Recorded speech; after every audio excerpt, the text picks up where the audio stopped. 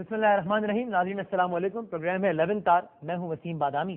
اور چونکہ محرم کے ایام ہے اور ظاہر ایام میں واقعہ کربلا کے حوالے سے بات ہوتی ہے. جناب اس واقعے نے کیا درس دیا مسلم امہ کے لیے؟ اس واقعے میں بہت پیغام ہے، حق اور باطل کا مارکا تھا. اب علماء کرام سے باتیں سنتے ہیں. ظاہر ہے میرا اس سے زیادہ بات کرنا بنتا نہیں ہے، علماء کرام کا موضوع ہے اور وہی اس پر بات کرتے ہیں. لیکن ایک بات یہ ضرور زیر بحث رہتی ہے، اور جب اس طرح کے مواقع آتے ہیں تو پھر ذرا مزید سنجیدگی سے بات زیر بحث آتی ہے کہ ایک ایسی نیشن، یعنی میں مسلم امہ کی بات کر رہا ہوں، جس کے پاس اتنے زبردست واقعات یا اتنی زبردست شخصیات موجود ہیں رول ماڈلز کے طور پر، اس امت کے بارے میں یا اس امت کا یہ حال کیوں ایسا ہے، یا اگر حال ایسا نہیں تو امپریشن کیوں ایسا ہے کہ آج آپ اپنے ملک سے شروع کیجئے اور آپ چلے جائیے دنیا کی کسی بھی ملک میں، ایک امپریشن یہ ضرور ہے، جو کہ صحیح ہے یا غلط ہے مجھے نہیں معلوم، کہ جو سب سے زیادہ پسا ہوا طبقہ ہے وہ بھی مسلمان ہے. یہ بھی ایک امپریشن دیا جاتا ہے کہ جہاں کہیں کوئی دہشت گردی کا بڑا واقعہ ہوگا تانے بانے کہیں نہ کہیں کسی مسلمان سے ملیں گے.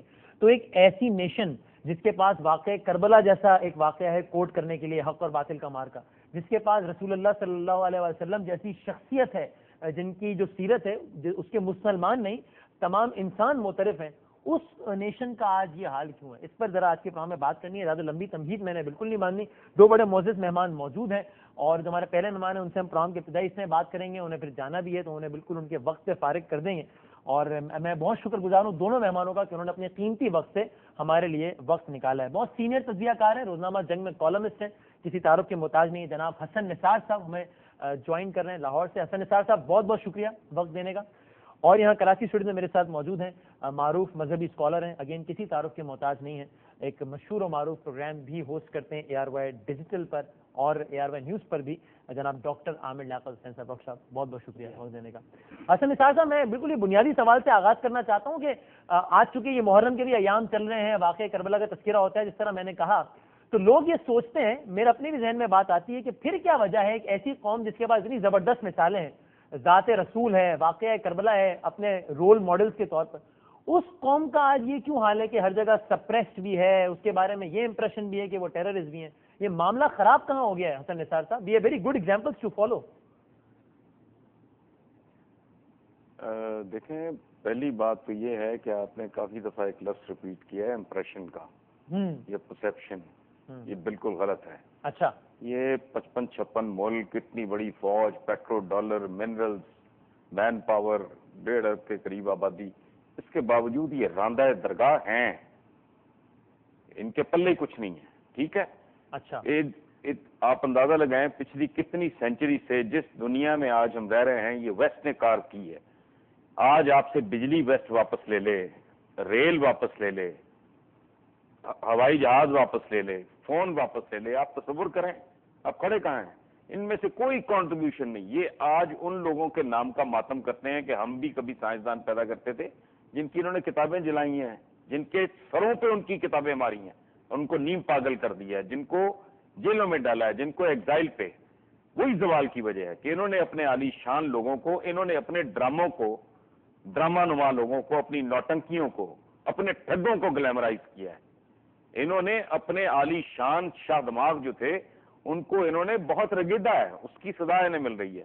رہ گیا، دیکھیں بات سنیں، میرا تو یہ لکھ لکھ کے انگلیاں گھس گئی ہیں یہ بات کہ دیواروں پہ جب میں لکھا دیکھتا ہوں تو میری ایک عجیب سی کیفیت ہوتی ہے، حرمت رسول پہ جان کی قربان ہے. او بھائی، ہدایات رسول کی بات کیوں نہیں کرتے؟ یہ کھوکھلی محبت ہے، یہ مگرمچھ کے آنسو ہیں. یہ دیکھیں بات سنیں، میں اگر اپنے استاد سے، اپنی ماں سے، اپنے باپ سے میں اگر واقعی محبت کرتا ہوں اور جھوٹ نہیں بول رہا، میں منافق نہیں ہوں، میں ڈرامہ نہیں کر رہا، تو مجھے ان کی ہدایات پہ عمل کرنا چاہیے. یہ چما چاٹی جو ہے نا، یہ بات کی بات ہے. اگر میں ان کی ہدایات کے برعکس زندگی گزار رہا ہوں تو نہ میں انفیکٹ اپنی ماں کا احترام کر رہا ہوں، نہ اپنے باپ کا کر رہا ہوں، نہ اپنے ٹیچر کا کر رہا ہوں. تو وہ ایک الٹیمیٹ ذات، میں تو کہتا ہوں کہ یہ ایک دفعہ نہیں 20 بار ڈفرنٹ فورمز میں کہا بھی لکھا بھی کہ مسلمان یہ جو کہتا ہے کہ ہمارے پاس قیادت کی کمی ہے، تو بادامی صاحب مجھے کراہت آتی ہے، مجھے گھن آتی ہے، کیونکہ زندہ قیادت موجود ہے نبی کریم کی شکل میں. اور اس لیے نہیں، میں دبدے دل سے یہ بات کرتا ہوں ہر بار کہ اگر میں کسی اور مذہب میں بھی پیدا ہوتا تو میں نبی کریم سے اتنی ہی محبت کرتا، چونکہ پوری دنیا کی انسانی تاریخ میں بڑے سے بڑا آدمی بھی سنگل ڈائمینشنل ہوتا ہے، بڑا سائنسدان ہے، بڑا جرنیل ہے، بڑا مفکر ہے، بڑا شاعر ہے، بڑا پینٹر ہے، اتنی مکمل ذات زندگی کے جس روپ میں ان کو آپ دیکھو تو لگتا ہے کہ تو الٹیمیٹ ہے، اتنی بڑی زندہ قیادت ہے بھائی، وہ ٹیچنگز ان کی موجود ہیں، مثالیں ان کی موجود ہیں، ان سے لے کے ان کے نواسے تک اگر نہیں کر رہے تو یہ بدبختی ہے، یہ لعنت ہے، یہ پھٹکار ہے، یہ منافقت ہے۔